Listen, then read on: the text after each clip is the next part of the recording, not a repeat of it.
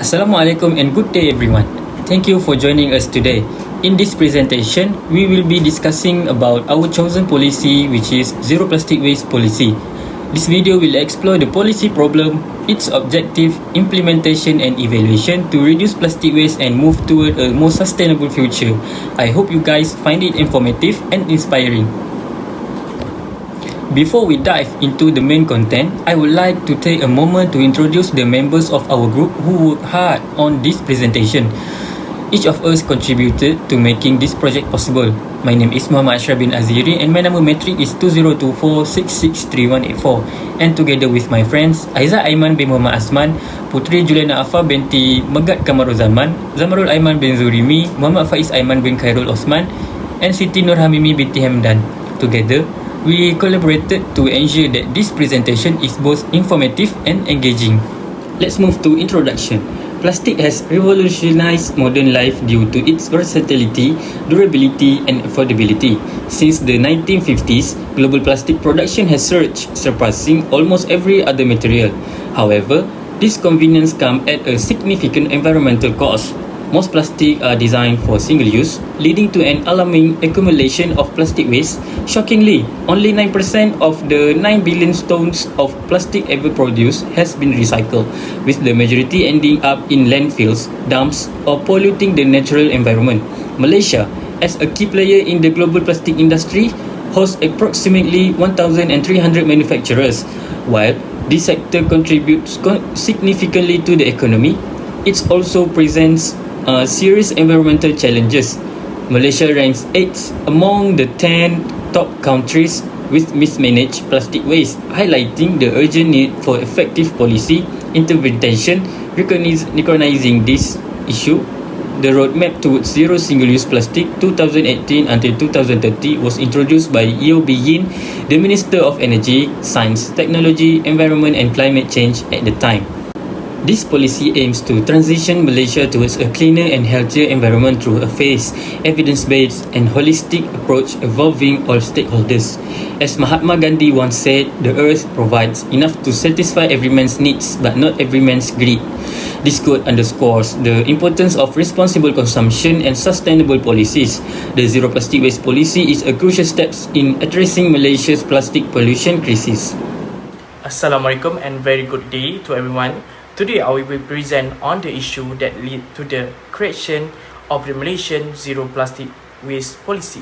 This policy was introduced as a response to the growing concern over plastic pollution, which has reached critical level and was starting to impact not only the environment but also health and economy. I will walk you through the main problem identified before this policy was launched, which include poor plastic waste management, low recycle rates, lack of alternative, weak enforcement, and more. The first issue is severity of plastic pollution. One of the most pressing concerns was the severity of the plastic pollution in Malaysia.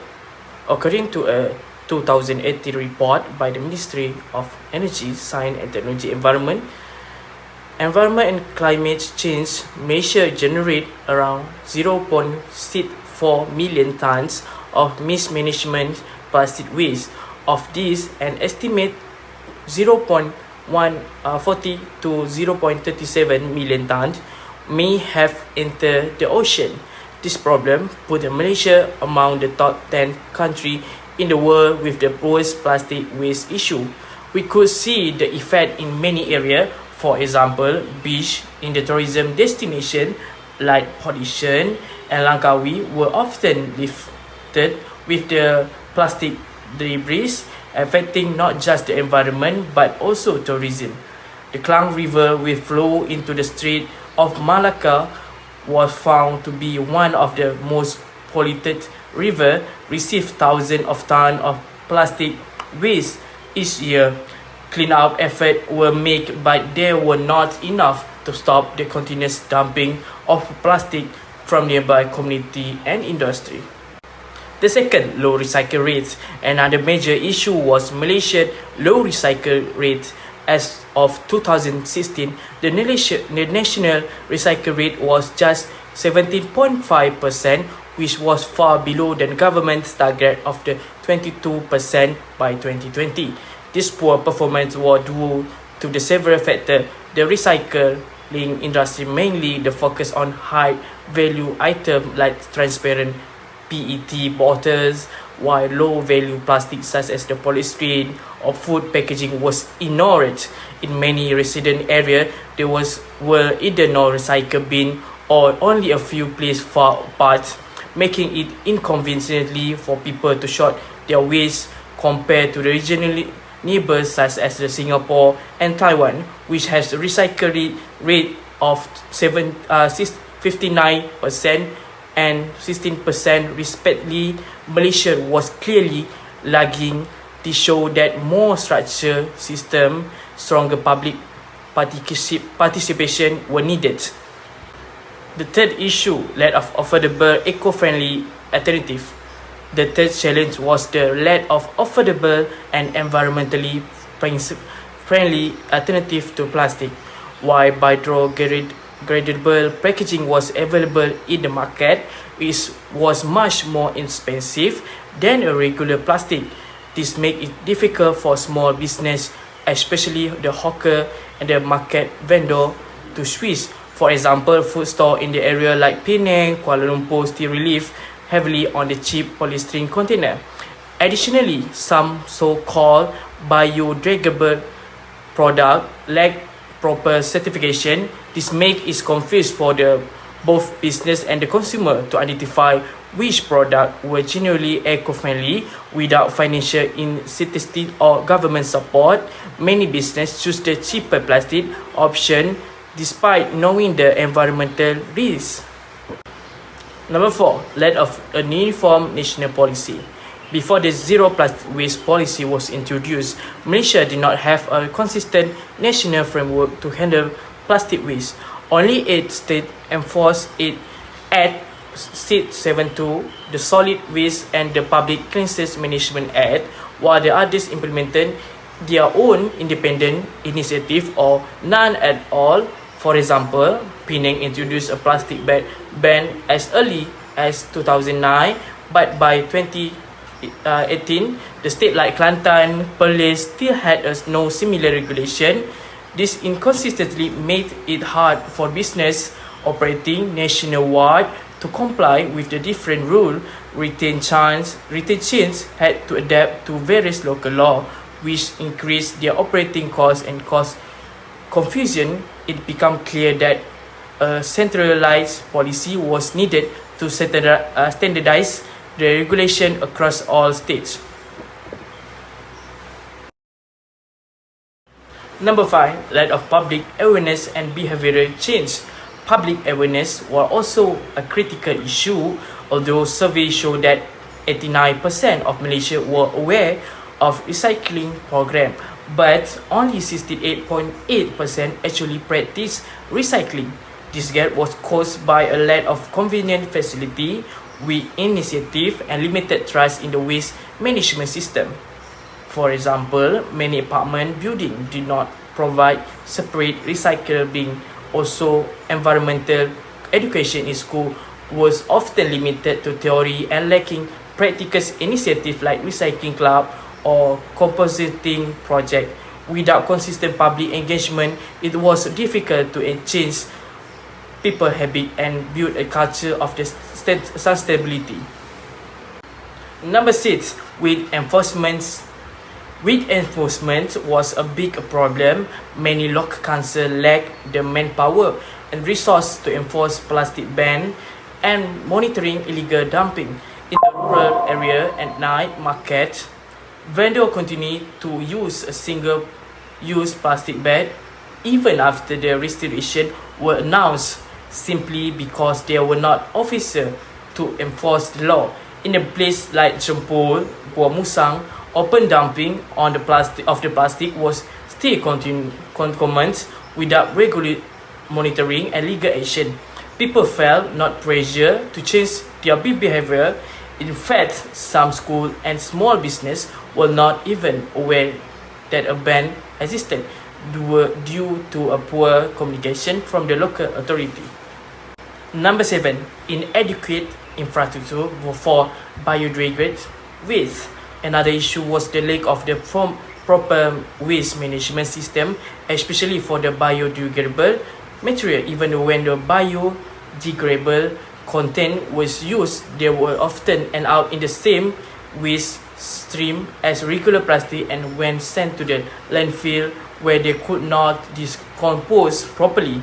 In most resident area in the city like Kota Kinabalu and Kuching, there were not separate bin for the organic or biodegradable waste. Local council also lack the facility to collect and process this material separately. Even when the household want to compose kitchen waste, there was not support or collective service to encourage them. This shows that infrastructure development needed to go hand in hand with the policy environment. And then lastly, health risk from the plastic pollution. Finally, plastic pollution also poses a serious high risk chemical like BPA and the vitamins, which are commonly found in the plastic, can leak into the food and beverage, especially when the contents are heated. Microplastic have been found in the fish and seafood, means this pollution enter the human food chains. These have also been reported of the animal like turtle and cow eating a plastic waste and suffering severe health effects. In urban area, colleagues drain filled with the plastic waste create mosquito breeding ground, contribute to a rise of dengue cases. Some food vendors were even found reuse low-grade plastic content, increase the risk of contamination. This issue show that the urgent need for the stronger plastic regulation to protect human health.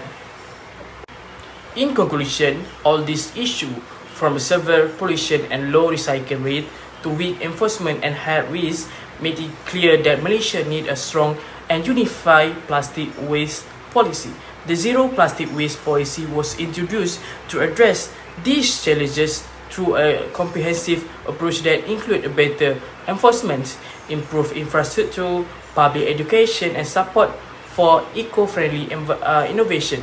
Only by taking this problem from multiple angles can Malaysia move forward a more sustainable and healthy future. That's it for me. Thank you. Thank you, Faiz Aiman. Assalamualaikum warahmatullahi wabarakatuh and good day to everyone. My name is Aizat Aiman bin Muhammad Azman and my metric number is 2024-806-584.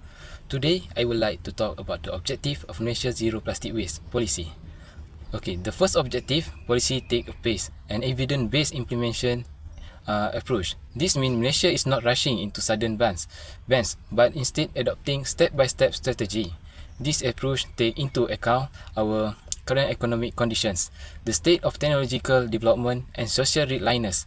By doing this, it allows time for proper research, innovation in biodegradable alternative, and most importantly, it supports gradual behavioral change across all levels of society.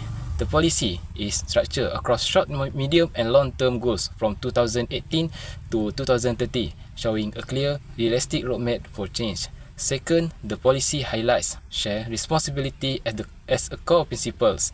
Tackling plastic waste is not something the government can do alone.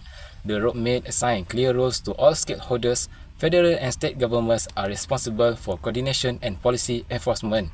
Businesses must comply with the sustainability standards such as the ECO 001 certification for biodegradable products. NGOs are encouraged to carry out awareness campaign and provide data to research. And finally, the public is urged to shift consumption habits and supports eco-friendly practice.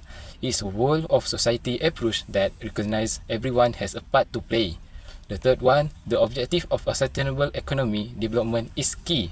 The plastic industry in Malaysia is significant, contributing around RM30 billion in export and involving more than 1,300 manufacturers. The policy does not aim to dismantle this sector, but rather to help it evolve. The government offers incentive to manufacturers who innovate and transition to eco-friendly alternatives. This approach ensures that environmental protection goes hand in hand with economic growth, making the shift towards sustainability economically viable. The fourth one, The policy is grounded in the precautionary principles. This means that even if there isn't full scientific certainty about the harmful impact of the plastic, action should still be taken to prevent potential damage. We know plastic can pose serious risks to biodiversity, human health, and ecosystems. So, the roadmap encourages proactive steps like regulating imports, banning certain products, and investing in research and development of alternatives. Is a forward-looking strategy that puts safety and environmental integrity first. And finally, the policies promotes good governance and participatory planning.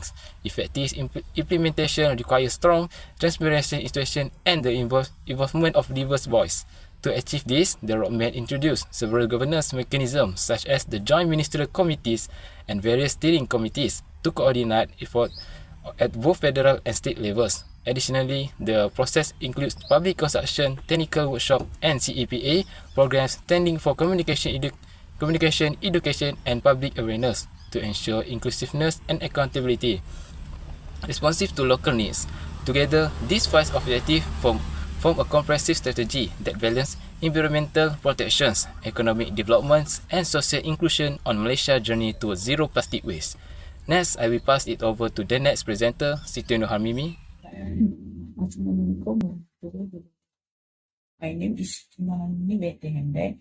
My metric number is 2024250732. Next, I would like to talk about the policy strategies by the Malaysian government to reduce plastic consumption. First point is price-based instruments. One major approach used by the Malaysian government is the implementation of price-based instruments to influence consumer behavior. These policies impose small charges to discourage the use of environmentally and harmful items and encourage sustainable alternatives. A clear example is the pollution charge on single-use plastic bags at retail stores, where the consumers are required to pay a small fee for them. This charge encourages the public to bring reusable bags instead and has contributed to a noticeable shift in shopping habits.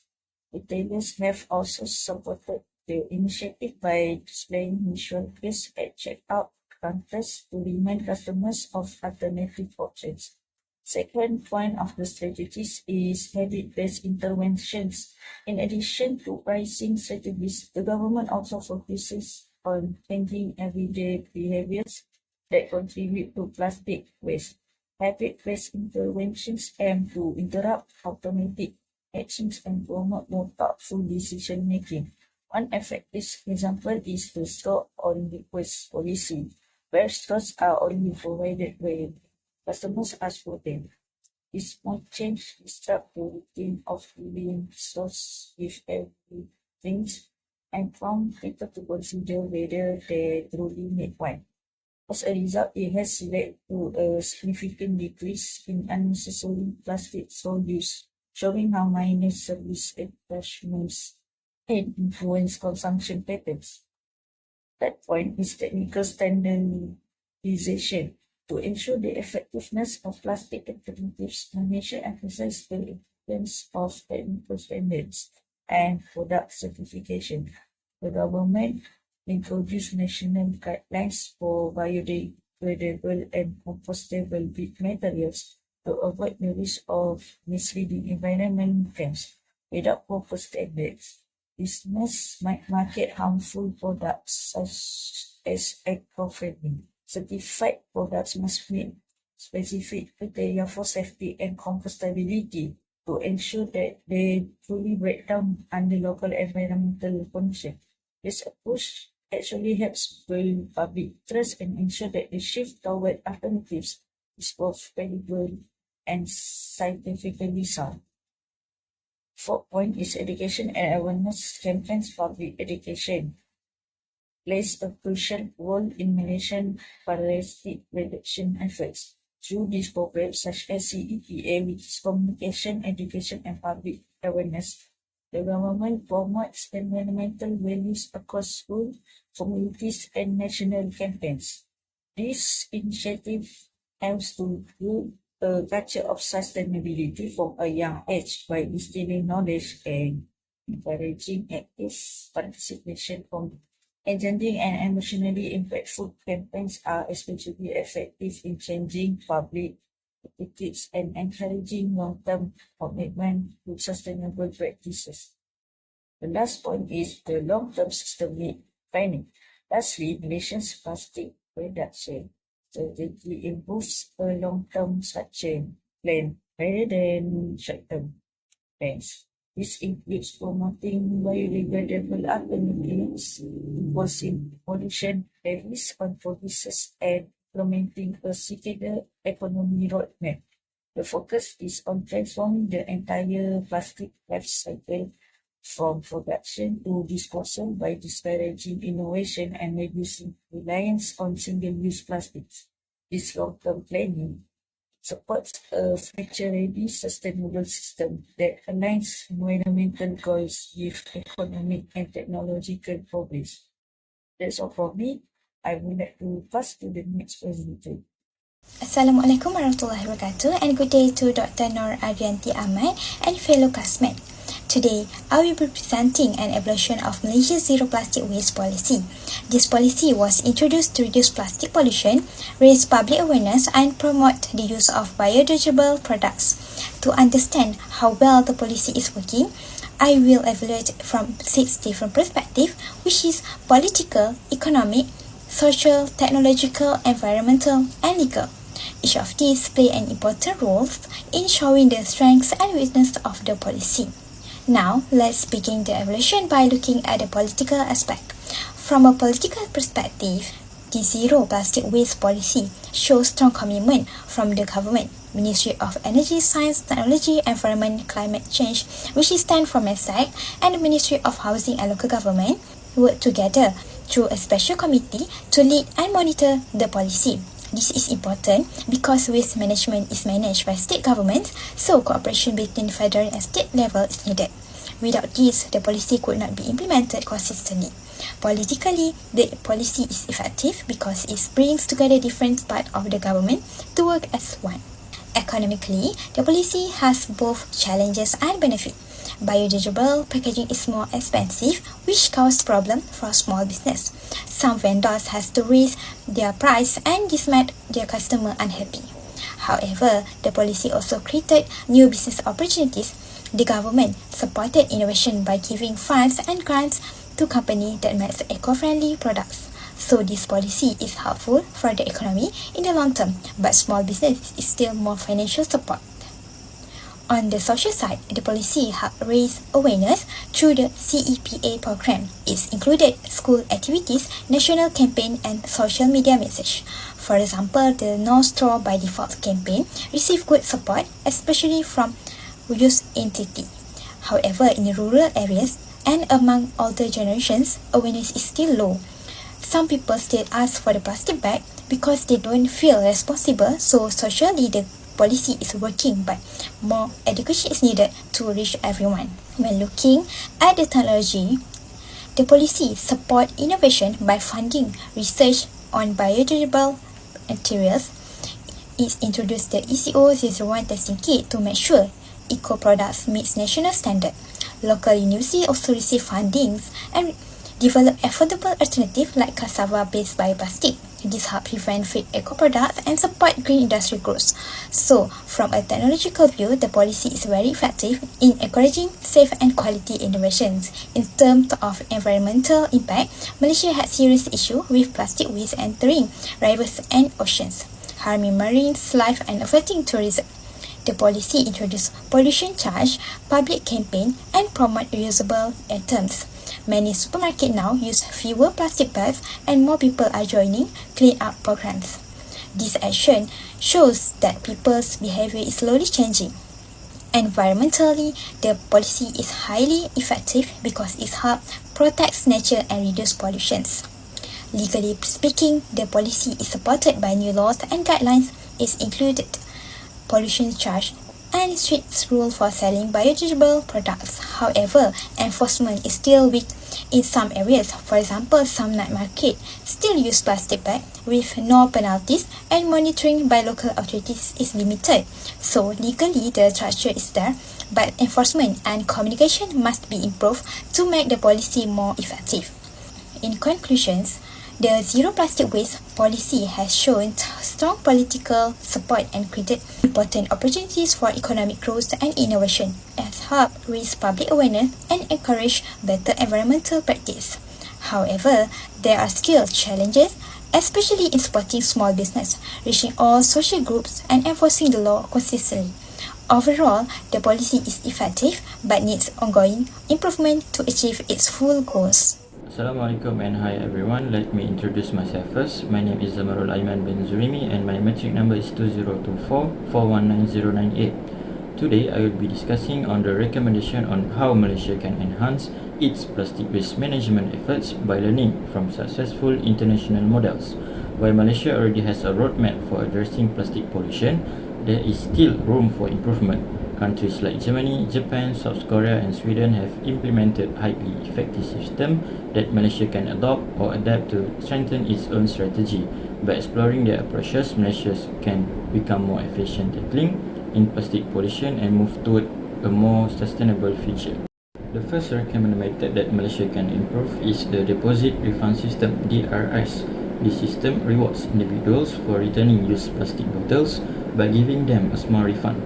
Germany has been especially successful with this model, reaching a plastic recycling rate of over 90%. In Malaysia, some state and private companies have introduced reverse vending machine (RVM), but the system remains limited and inconsistent. To enhance its effectiveness, Malaysia should expand DRS to every state and make it compulsory for all supermarkets and petrol stations to install RVM. This machine should accept not only plastic bottles but also cans and glass bottles. In Germany, consumers can return their bottles at supermarkets and immediately receive their refunds, which strongly motivate recycling.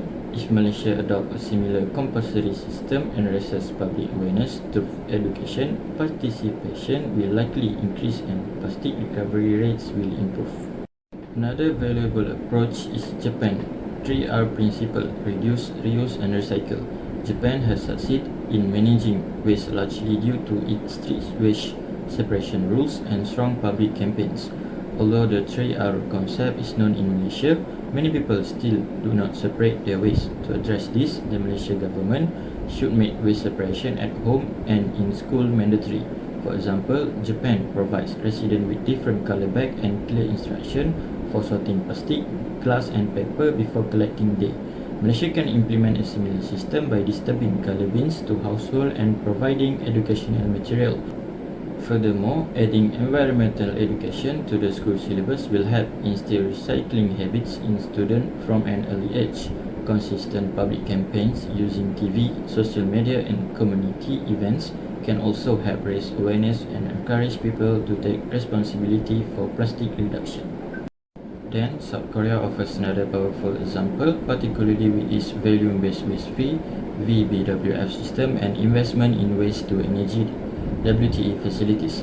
The VBWF system, introduced in 1995, requires households to purchase specific garbage bags, essentially charging them based on the amount of waste they produce. This has proven to be effective in reducing overall waste and increasing recycling rates.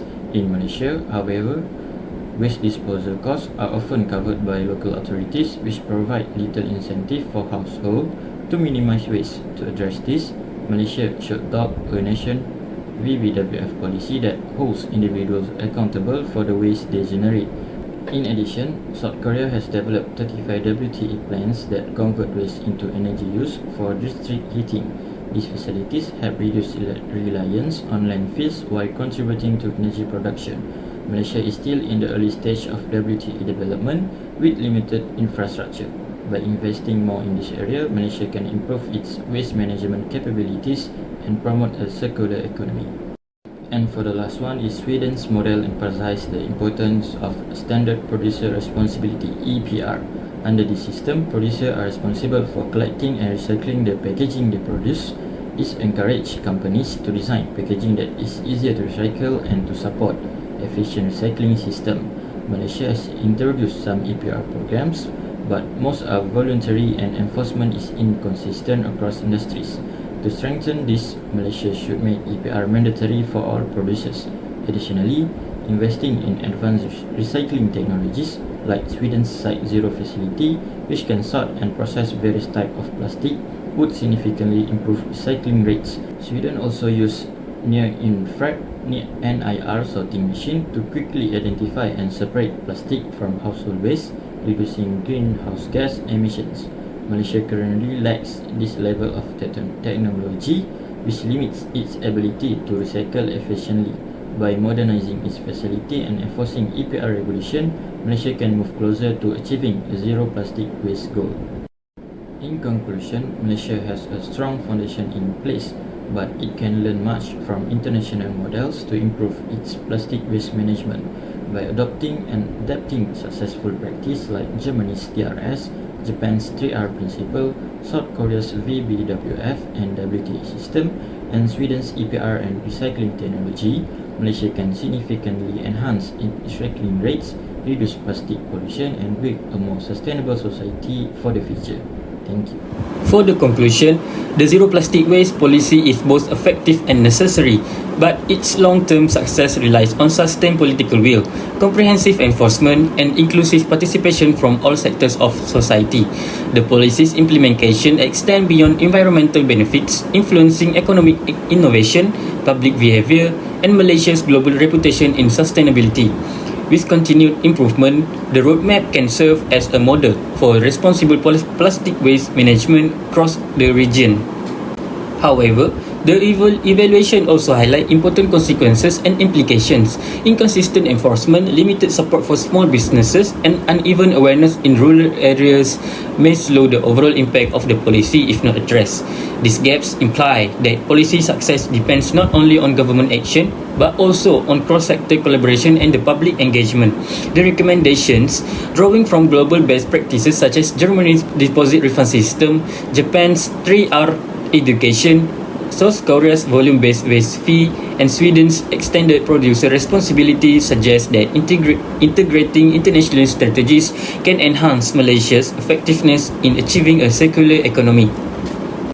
A critical evaluation of Malaysia's zero plastic waste policy reveals that it is a well-structured and forward-thinking initiative that effectively addresses the pressing issue of plastic pollution. The policy's multifaceted strategy covering political cooperation, economic incentives, social education, technological development, environmental protection, and legal frameworks demonstrates a strong commitment to sustainable waste management. The outcomes observed, such as increased public awareness, reduced single-use plastic consumption, and growth in biodegradable product innovation, reflect meaningful progress towards the policy's long-term goals. That brings us to the end of our presentation on the zero plastic waste policy in Malaysia. We hope this has given you a clearer understanding of the policy's goals, the importance of reducing plastic waste, and the role we all play in supporting a cleaner, greener future. Thank you for watching, and we appreciate your time and attention. As a final word, let's be part of the solution, not the pollution. Assalamualaikum warahmatullahi taala wabarakatuh.